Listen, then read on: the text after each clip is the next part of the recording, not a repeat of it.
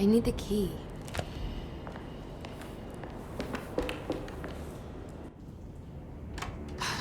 If we can just get rid of Jeremy, everything will go back to normal. That reminds me. I saw Miss Emily earlier. You remember her? You know she's Jeremy's niece. She's looking for him. That's right. She's helping us, in her own way. As long as she don't stand in the way of the mother of 1,000 young. I don't think she knows or cares about that. She just here for Jeremy. I've been more worried about that Detective Carmen fella. He been snooping around asking all kinds of questions. God, it hurts. I wish you would stop doing that. Gives me the heebie-jeebies.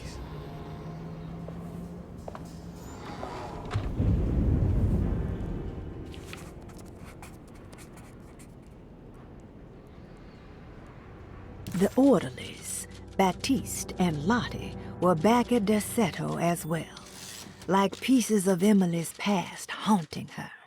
She couldn't figure out if they were on her side or not, and what was Lottie suffering from?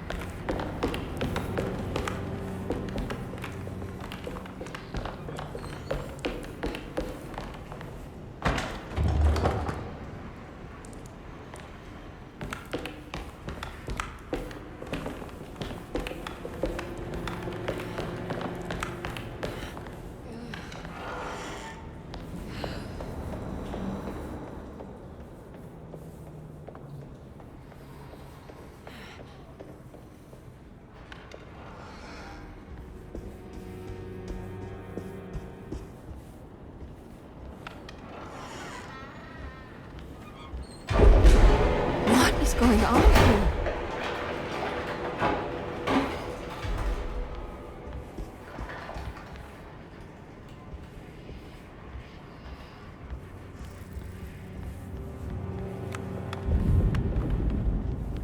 Well, I don't want to run into the orderlies right now. I should find another way. You'll be with them, not the others.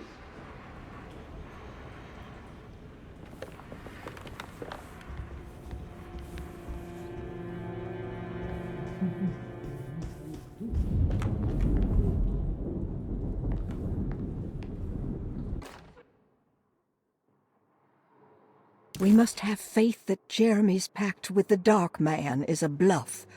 If we are lucky, our visitors will find him and prove it's all nonsense before night falls. What is true is our attempt to call on her. Too many things have happened for this evening to be in vain. Think of Jack and Cassandra, even Perosi, whose circumstances I can't understand. Grace is a goat without horns. She knows it and will play the role. You must talk to your brother, Baptiste. I worry that he will fail us. Mrs. Thompson.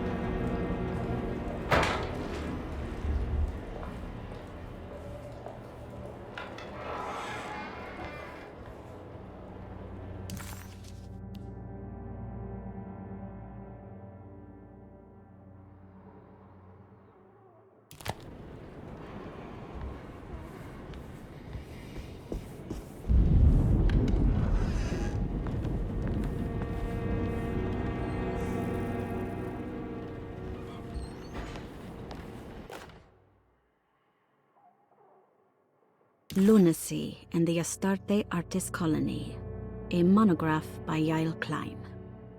In early 1909, the old Derceto plantation outside of New Orleans was turned into an artist's colony. 3 famous European artists rented the house and the surrounding land from the owner, the Ledoux family. The colony was chiefly run by Sebastian Cortez, who was playfully dubbed the captain by his collaborators, William Arges and Heinrich Kassel. The colony existed for 6 years, until one day all 12 members disappeared without a trace. It is widely believed that their disappearance is connected to the disastrous hurricane that passed through on September 29, 1915, but nothing truly supports this claim. What is known is their frequent participation in New Orleans nightlife, their love for hosting parties, and their elaborate contributions to the Mardi Gras parades as the Pirates of Pontchartrain. Accounts of their lifestyle can be found in almost every gossip column. It can effectively be summed up as carefree and bohemian. In late June 1909, the name Astarte first appeared in the newspapers. Cortez said the name came to him as he was painting. There is never any claim to knowing about the ancient Phoenician fertility goddess with the same name before this time. His fellow colonist Heinrich Kassel did know, because he later produced sculptures that show clear references to ancient idols of the goddess. It's impossible to know for sure how this name suddenly made an appearance, but it is interesting because of Derseto's history.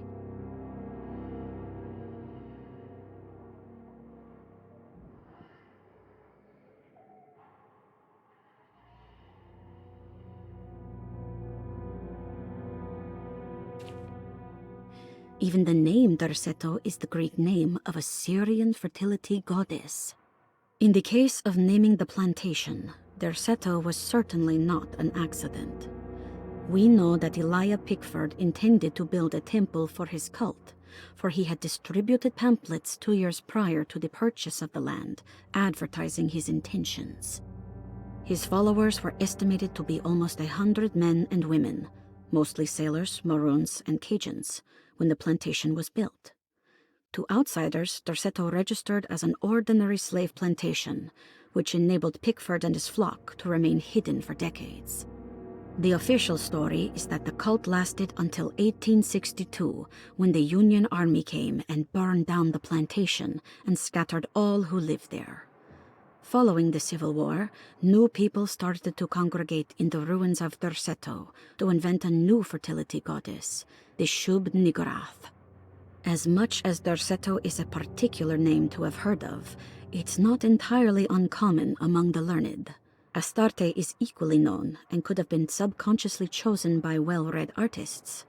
Shub Niggurath is, on the other hand, very uncommon.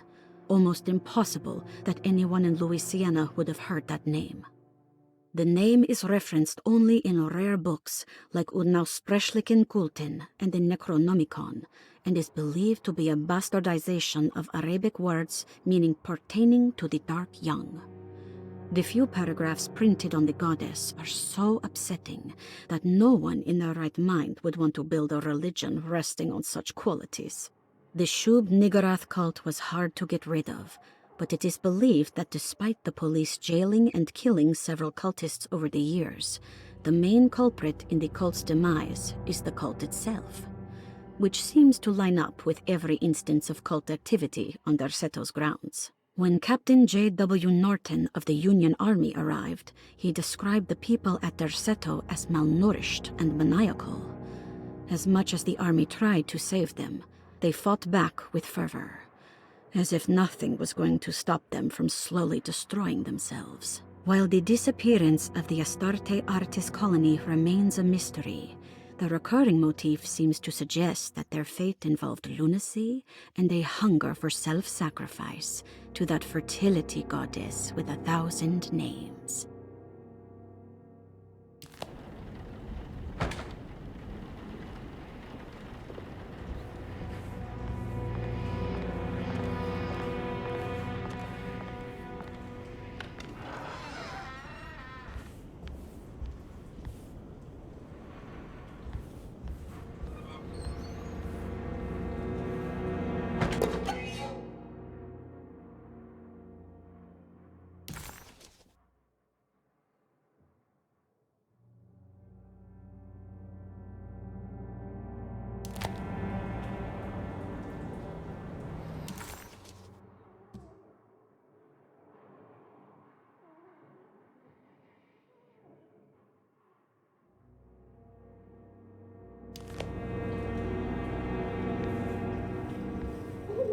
know Edward is back on track.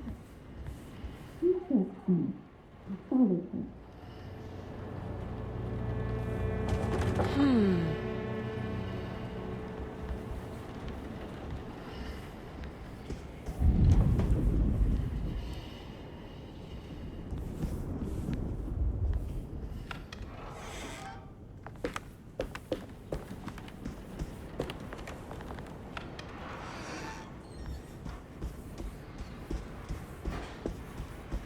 It's blocked.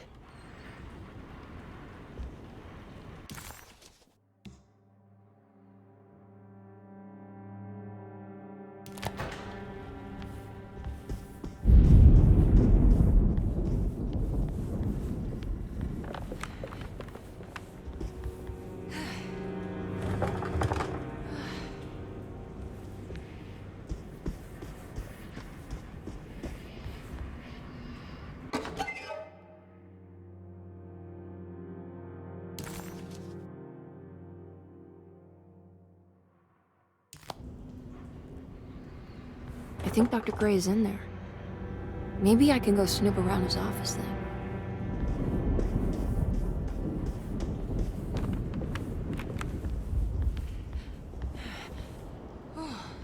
It's blocked.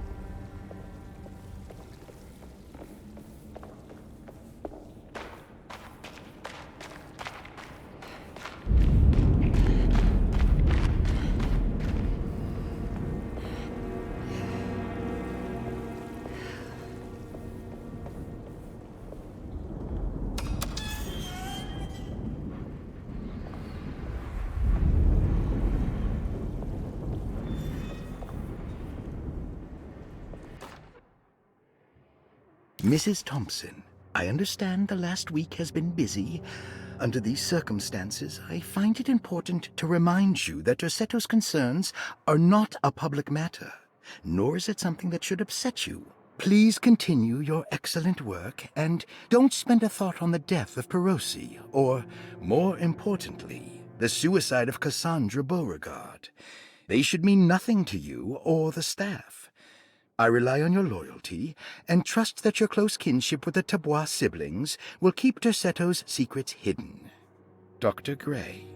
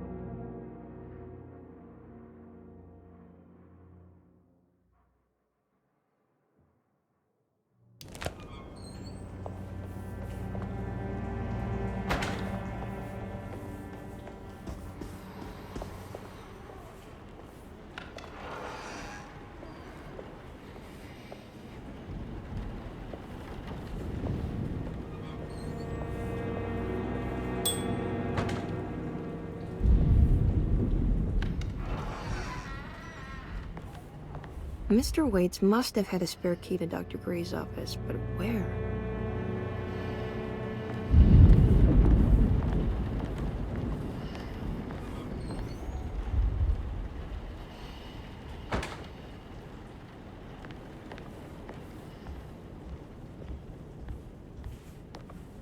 I need the key.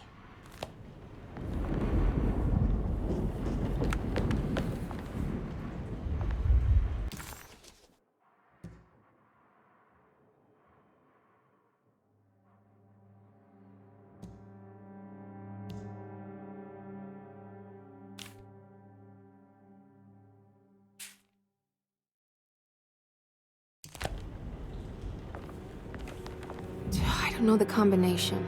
Wait, maybe I do.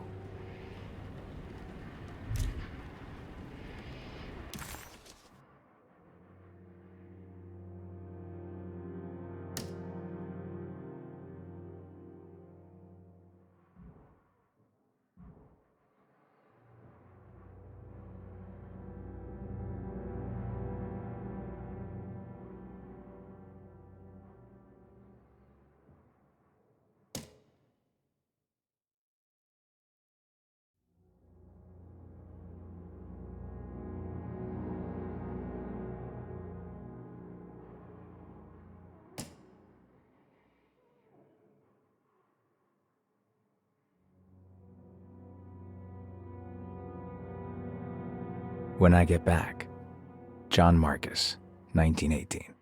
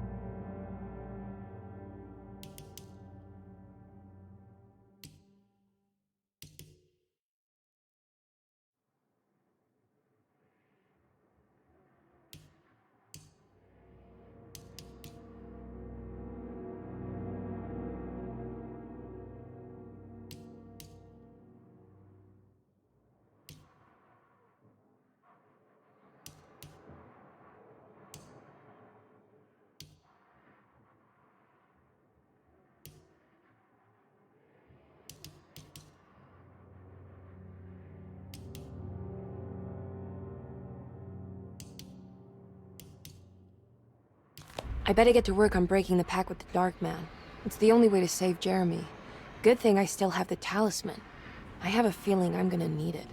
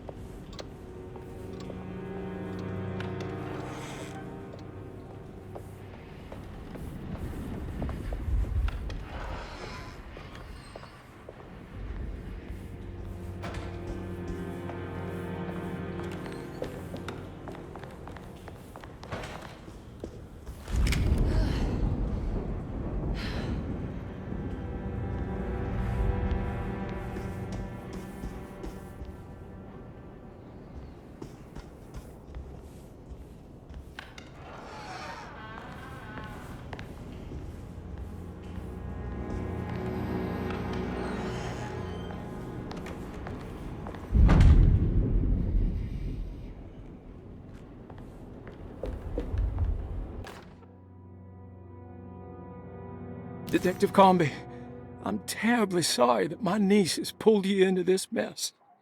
Please, with all my blessings, take her away from this cursed place. I have destroyed that eater of worlds and locked it away in the attic and retreated to a place of hiding. Tell Emily I'm safe. Tell her all the lies you can think of to make her listen. Take her back to New Orleans. Sincerely, Jeremy.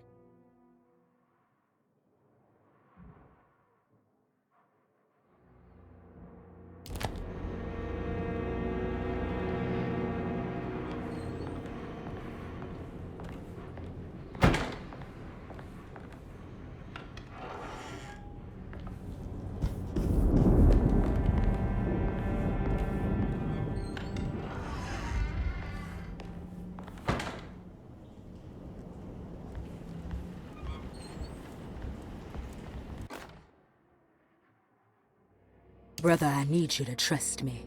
This is the most important moment in our family's history. I know you have doubts and that the terrible Mama Loa told you lies. I would never betray you. I promise. Lottie.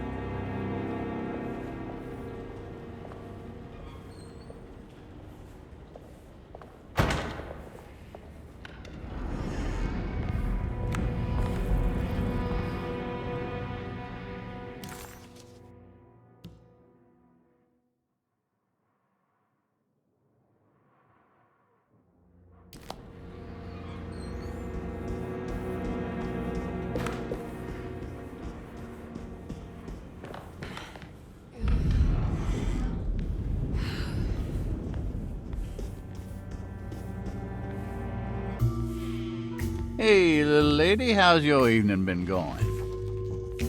Ups and downs, I suppose. I hear that. We all live in the life of an elevator operator. Are you all right, sweetie? Do you want to see my mask, miss? I'm making it for St. John's.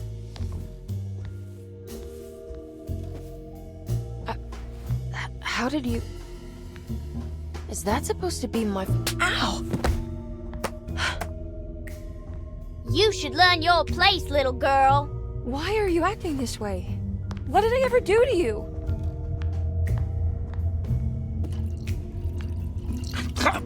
Grace!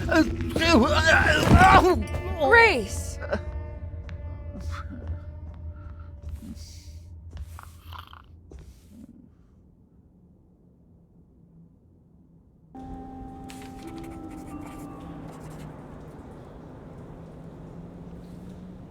The mask had reminded Emily of her father. It didn't seem like a chance connection, but a purposeful reference made by that child. How could Grace have known what he looked like and that it would upset Emily so. And why would she use those words? Emily felt like it was beyond strange. It felt impossible. Did it even happen? Was she losing her mind?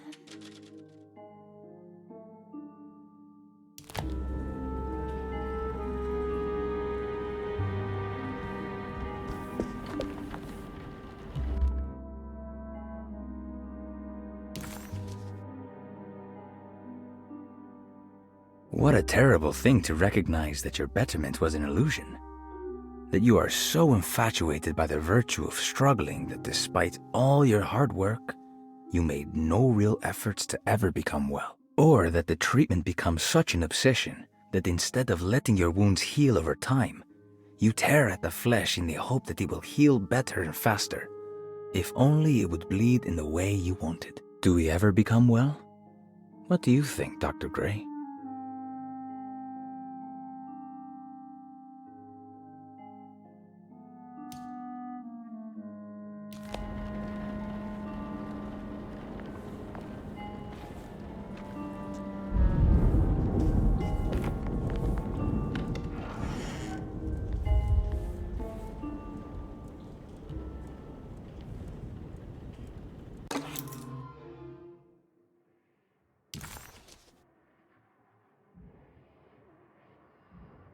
I'll just borrow these.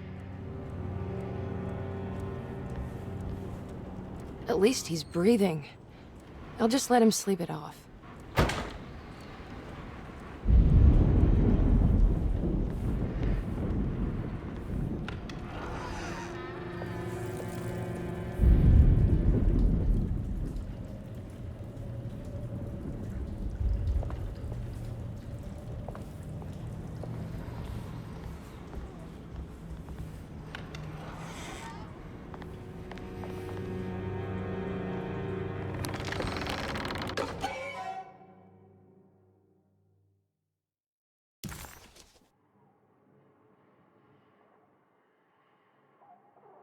What did you expect from them?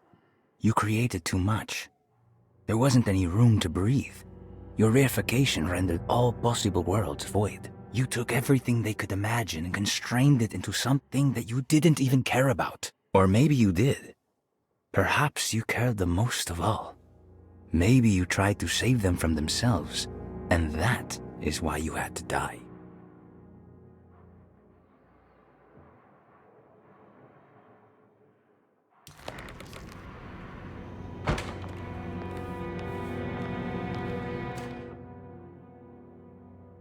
Jeremy knew that the only one who could help him now was the guest in room number 3. The room seemed to have been empty for so long. But that wasn't allowed to be true. The story needed to be different. To include something from the outside, he would bring the guest back to room 3 and show them what was in that safe. 913. But those were not the right numbers. That was the combination for the safe in the clerk's office.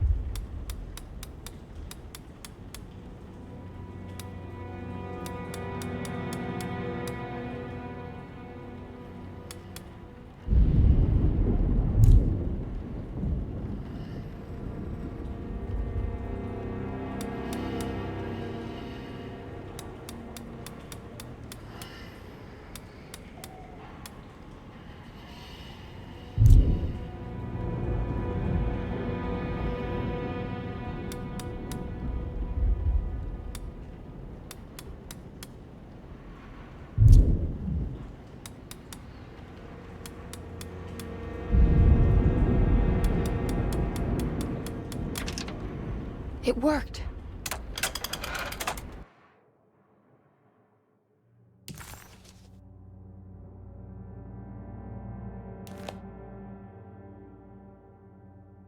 The last guest in the empty room suffered from severe maladaptation. I must write this down, because if I understand the condition sufficiently, it could make me deny this fact at a later date, and there is reason for me to think I may come to suffer the consequences from this dysfunction, as some who came in contact with the guest seemed to adopt a new worldview in which everything was predetermined but broken. Upon accepting this worldview, some memories became unmanageable and later rejected. I do not know what this means. I cannot even remember the fate of the guest. I think they were simply misplaced one day and forgotten. Just like all documents pertaining to this guest, they have all been destroyed, or they never existed in the first place. Who wrote this? There has never been a guest in the empty room.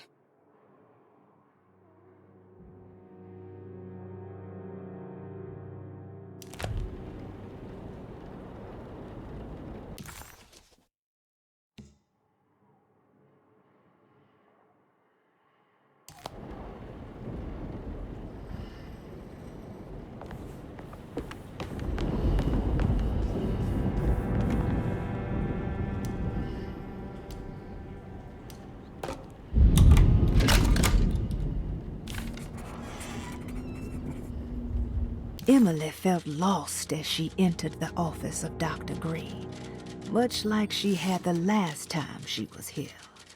She began to question what she was hoping to find. She was simply going on a hunch that Dr. Gray was somehow tied up in this contract with the Dark Man. Emily couldn't even begin to imagine what kind of evidence she would need, besides a clear confession, of course. But she doubted she would ever find something like that. She was grasping at straws.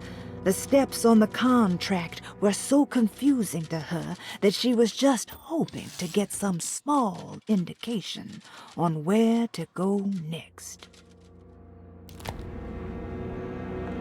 Here we are, Dr. Gray's office. Now let's see if we can find some answers.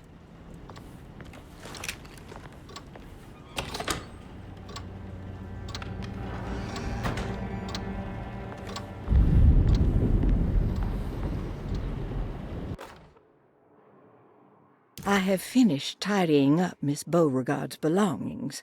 I will leave it to you to contact her agent and have them collect her things. I found one of Grace's drawings she might want back, along with this key in her room, which I believe you've been looking for, Mrs. Thompson.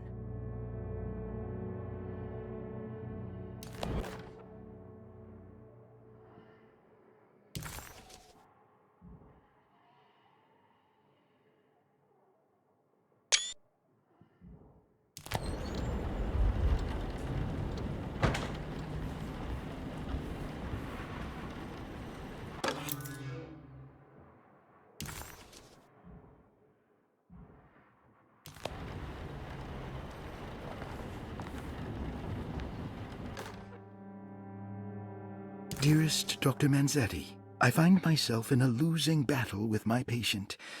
As I've disclosed in my previous letter, his delusions have him completely captured. It's bad enough that he is torturing himself with paranoia, but his madness turns out to be quite persuasive to others, effectively laying the ground for mass delusion. I am writing to you in hope that you can give me some guidance. Beyond my ambition to avoid devastating surgery on my patient, I have grown worried about my own defenses. The words of my patient are deranged, yet they often resonate with something primitive within me. I have tried photographing his brain with X-rays. It was surprisingly difficult to get good results. Dark blotches on the plates kept obscuring all details. My patient looked at the bad plates and cried out in terror, telling me the dark areas was the shadow of the worm eating him from inside. I could not see anything out of the ordinary. I hope this is a sign that my mind is not as receptive to the madness as I had feared. After further inquiry, my patient described the shadows inside his mind as some kind of chthonic monstrosity that wants to undermine his sanctuary. This is clearly a reference to a place he calls Teroea, a sort of library or convent that works as a psychological haven. With this imaginary haven threatened by this Chthonian, he has now constructed another, less pleasant hiding spot. Lately, he has been bringing up a metaphor of a steamboat that has run aground, that he feels like he needs to start the engines and reverse, but he is afraid that the hole in the hull would cause the whole ship to sink. I've been watching him turn this metaphor into reality for the last week. He knows it's made up, but he is doubling down, trying to make it a real memory. I feel certain that this is my chance to break through the barriers of his self-deceit.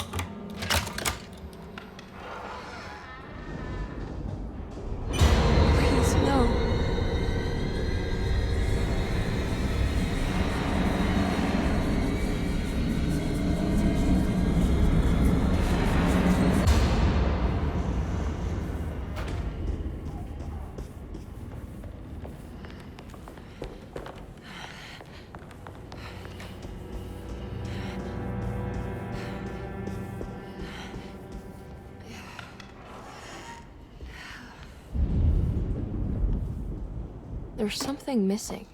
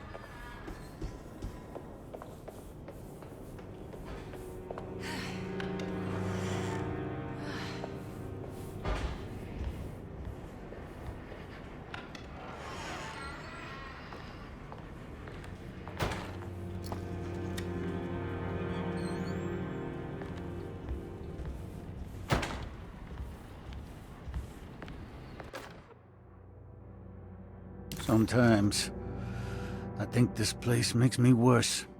That Derceto might be my grave. A coffin made of ostentatious architecture. A Taj Mahal for the drunken depressed. There's something about Derceto. Something about Dr. Gray. Like we all pretend that we're here to get better, when in fact we are here to be forgotten.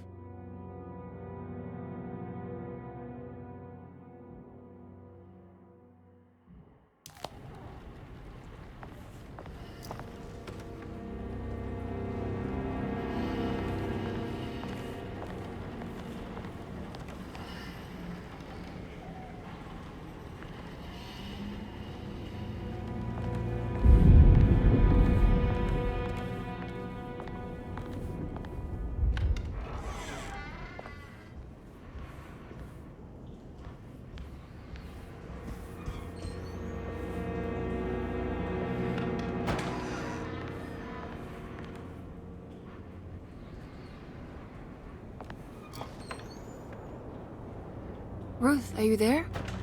No, of course not.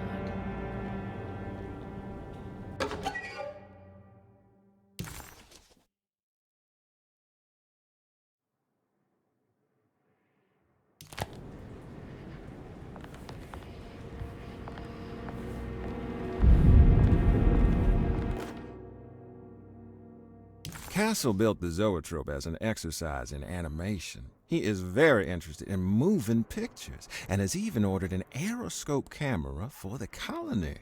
I'm looking forward to seeing what kind of phantasmagoria he will produce.